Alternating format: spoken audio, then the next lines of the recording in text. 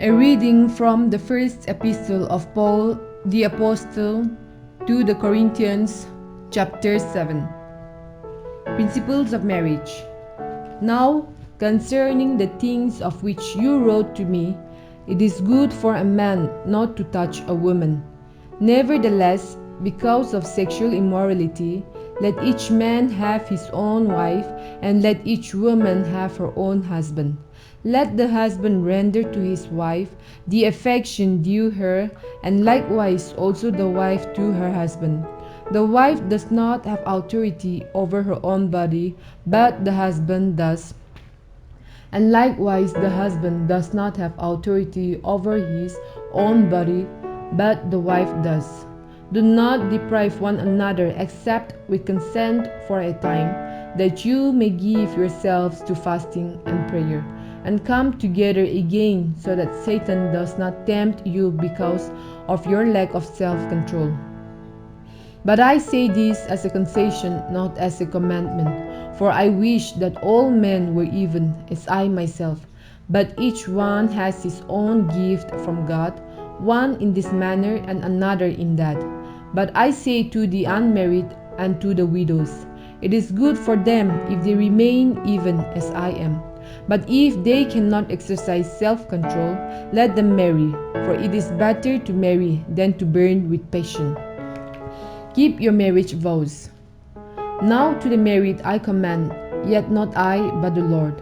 A wife is not to depart from her husband, but even if she does depart, let her remain unmarried or be reconciled to her husband. And a husband is not to divorce his wife. But to the rest I, not the Lord, say, if any brother has a wife who does not believe, and she is willing to live with him, let him not divorce her.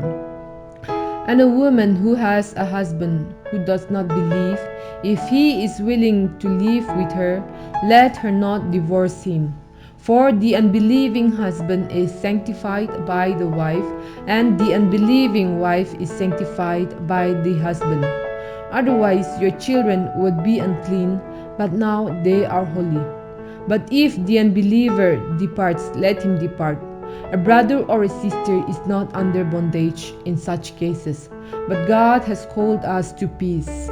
For how do you know, O wife, whether you will save your husband? Or how do you know, O husband, whether you will save your wife? Live as you are called. But as God has distributed to each one, as the Lord has called each one, so let him walk. And so I ordain in all the churches. Was anyone called while circumcised? Let him not become uncircumcised. Was anyone called while uncircumcised? Let him not be circumcised. Circumcision is nothing, and uncircumcision is nothing, but keeping the commandments of God is what matters. Let each one remain in the same calling in which he was called. Were you called a slave?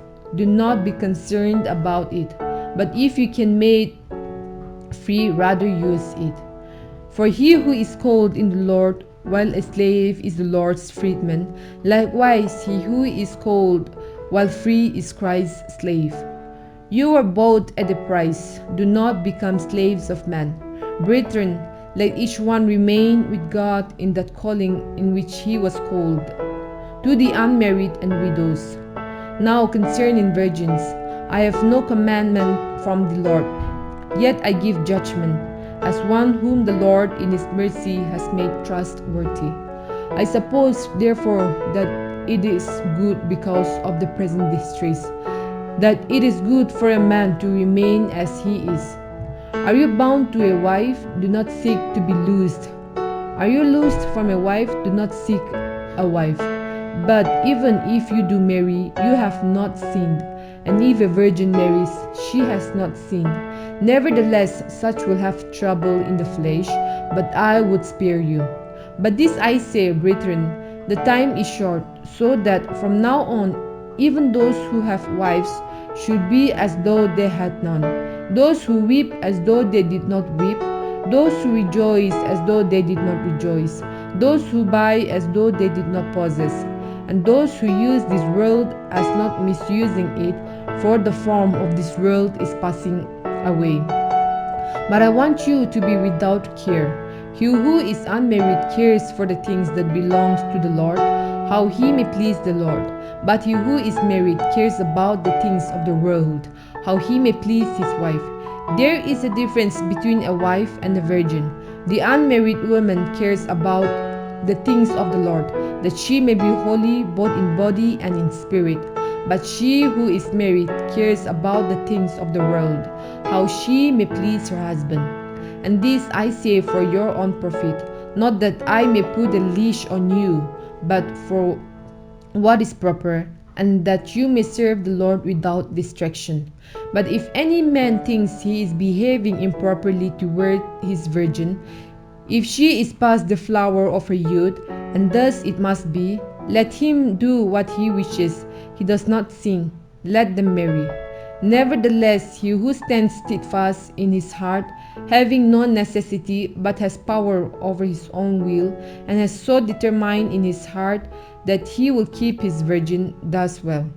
So then he who gives her in marriage does well, but he who does not give her in marriage does better.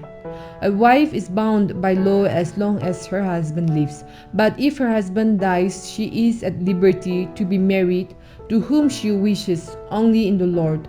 But she is happier if she remains as she is, according to my judgment, and that I think I also have the Spirit of God.